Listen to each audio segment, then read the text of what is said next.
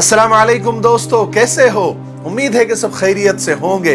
अल्लाह आप लोगों को ऐसे ही खुश रखें। चलिए मैं आज आपको एक सच्ची कहानी सुनाता हूँ। कहानी एक ऐसे शख्स की जिसने एक नमाजी बंदे से ये सवाल किया कि मुझे ये बताओ, अगर तुमको मरने के बाद ये पता चले कि न अल्लाह है, न रसूल है, न जन्नत है, न जहन्नम है, न पुल सिरात है, न कोई सजा है, न कोई जजा है, तुम्हारा क्या होगा उस वक्त? इतनी मेहनत करते हो, इतनी नमाजें पाबंदी से पढ़ते हो, अगर तुमको पता चले कि सब कुछ भी नहीं है, तब तुम्हारा क्या होगा? तो जो कहानी सुनाने वाला है वो ये कहता है कि ये कहानी है लंदन की। हम लोग एक रेस्टोरेंट में बैठे थे, चंद दोस्त थे। हमने वेटर को बुलाया और कुछ खाने के लिए ऑर्डर किया। वेटर अपना ऑर्डर लाने के लिए चला गया। उसको थोड़ी देर थी तो मैं इजाजत लेकर थोड़ी देर के लिए बाहर गया। 10-15 मिनट में वापस आया तो दोस्तों में से एक शख्स ने मुझसे सवाल किया कि भाई कहाँ गए थे? तो मैंने कहा कि माफ करना, मैं नमाज पढ़ने के लिए गया था, इसलिए देर हो गई। तो वो कहने लगा, तुम तो बड़े मॉडर्न हो, तुम फिर भी नमाज पढ़ते हो।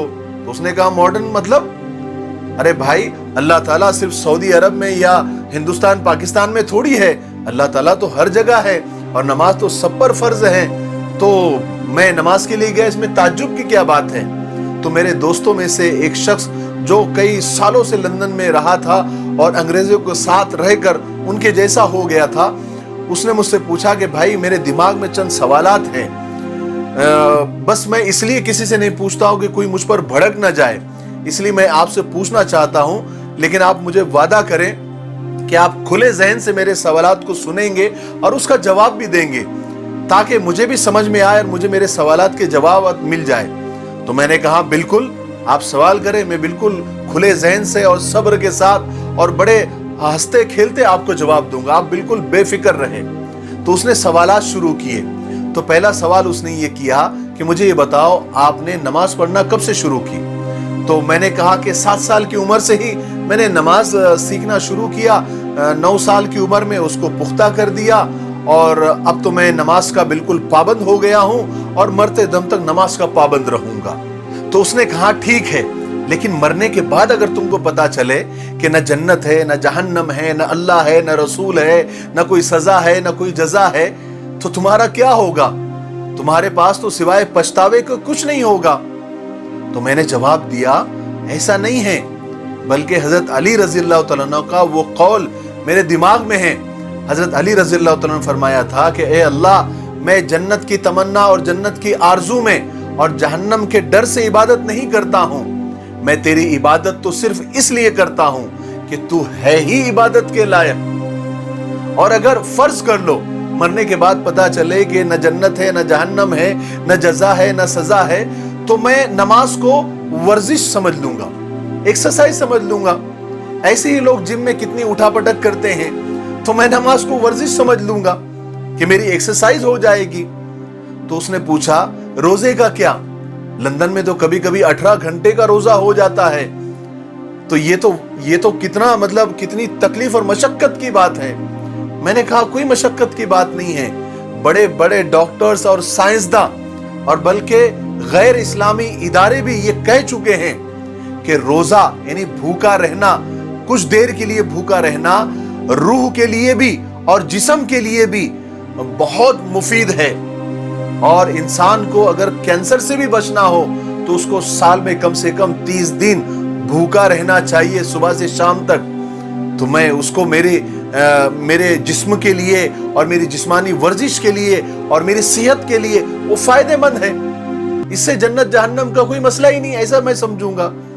उसने पूछा, क्या तुमने कभी शराब पी है? मैंने कहा, ला हौल वला कुव्वता इल्ला बिल्लाह, मैंने आज तक शराब को छुआ तक नहीं, तुम पीने की बात करते हो। उसने कहा कि तुमने जिंदगी में शराब की लज्जत, उसका खुमार, उसका नशा, उसका मजा, सब चीजों से महरूम हो गए, इसके बारे में तुम्हारा क्या ख्याल है? मैंने कहा, शराब के अंदर नफे से ज्यादा नुकसान है। मैं समझूंगा मैंने अपने आप को नुकसान से बचा लिया, अपने नफ्स को उससे दूर रखा, क्योंकि कितने ही लोग ऐसे हैं जो शराब की वजह से बीमार हो गए, मर गए, और कितने ही ऐसे हैं जिन्होंने शराब की वजह से अपना घर बार, अपना खानदान, अपने बीवी बच्चे सब कुछ तबाह और बर्बाद कर लिए। मैंने अपने आप को उससे बचा लिया। मैं ये समझूंगा और आप देखिए कितने गैर इस्लामी इदारे ऐसे हैं जिन्होंने ये बार बार कहा है कि शराब नुकसान की चीज है, शराब से दूर रहे, शराब सेहत के लिए अच्छी नहीं है।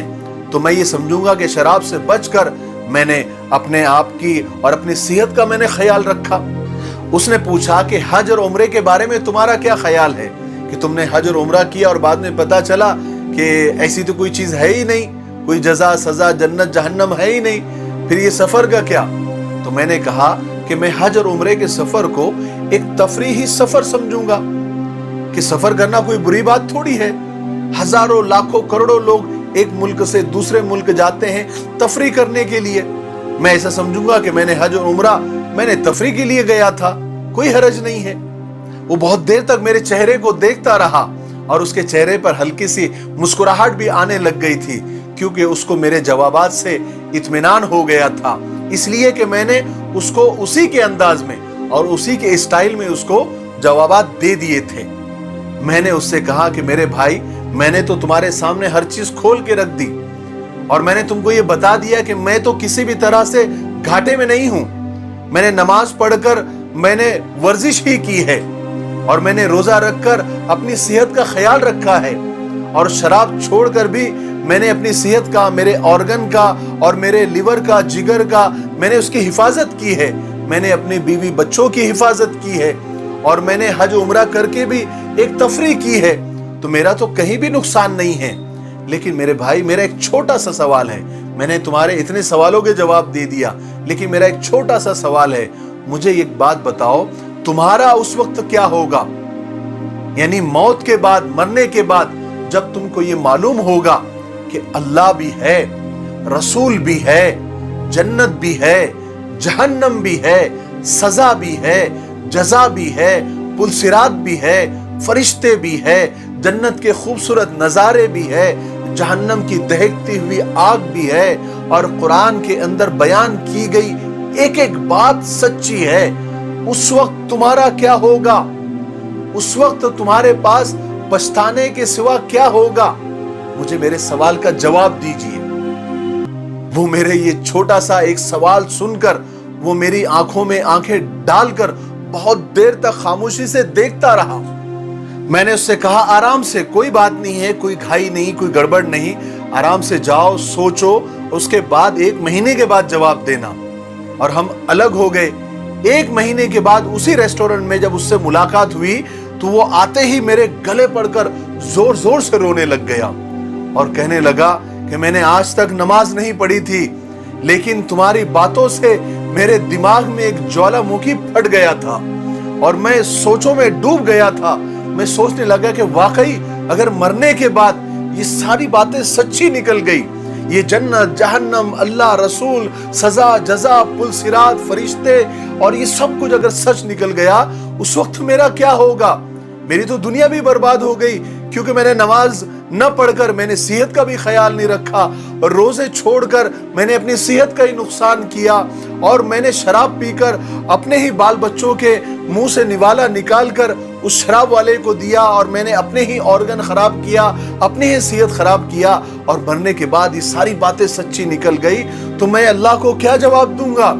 यकीन मानो, जब से मैं घर पे गया हूं मैंने एक नमाज भी नहीं छोड़ा, और मैं अभी आइंदा से मैं रोजे भी रखूंगा। और तुम जब हज के लिए जाओ तो मुझे जरूर कहना, मैं तुम्हारे साथ हज को भी जाऊंगा, और मैं अपनी पुरानी जिंदगी से मैं तौबा करता हूं, और इंशाअल्लाह आइंदा से मैं तुमसे अच्छा दीनदार बन के बताऊंगा, क्योंकि मुझे अल्लाह पर पूरा यकीन है और पिछली जिंदगी पर पछतावा है। मेरे भाइयों, बहनों और दोस्तों, हमको इबादत सिर्फ अल्लाह को राजी करने के लिए करना है।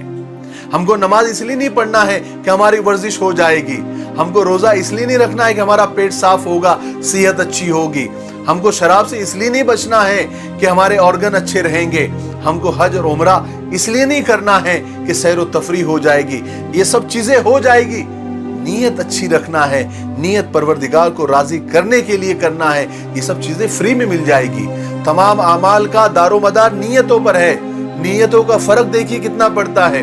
अब देखिए, जैसे हम घर बना रहे हैं, हम खिड़की इसलिए बनाते हैं कि इस नीयत से बनाते हैं कि हवा आएगी तो कोई सवाब नहीं मिलेगा, लेकिन खिड़की इस नीयत से हम बना रहे हैं कि यहाँ से अजान की आवाज आएगी तो खिड़की बनाना भी सवाब हो जाएगा, उस पर भी नेकियां मिलेगी। अरे भाई, कितनी बेवकूफी की बात है कि हम कोई गाय और भैंस खरीदने के लिए जाए और सामने वाले से पूछे कि भाई ये गोबर कितना देती है। अरे हम तो ये पूछेंगे ना कि ये दूध कितना देती है, गोबर तो फ्री में मिलेगा। इसलिए हमको तो दूध का सौदा करना है, दूध देकर गाय और भैंस खरीदनी है। बिल्कुल इसी तरीके से हर इबादत में जिस्मानी दुनियावी सारे फायदे हैं, लेकिन नीयत हमको ये करनी है कि हम सारी इबादत, चाहे वो फर्ज हो, नफिल हो, सुन्नत हो, हमको अल्लाह को राजी करने के लिए करना है। बाकी सारी चीजें हमको फ्री में मिल जाएगी, वो फ्री है सब। वर्जिश भी हो जाएगी, ऑर्गन भी अच्छे रहेंगे, सेहत भी अच्छी रहेंगी, दुनिया में भी कामयाबी मिलेगी, आखिरत में भी कामयाबी मिलेगी। अल्लाह तबारक व तआला हमें अमल करने की तौफीक नसीब फरमाए। मेरे लिए, पूरी उम्मत के लिए और पूरी इंसानियत के लिए दुआ करते रहे। अस्सलामु अलैकुम व रहमतुल्लाहि व बरकातहू।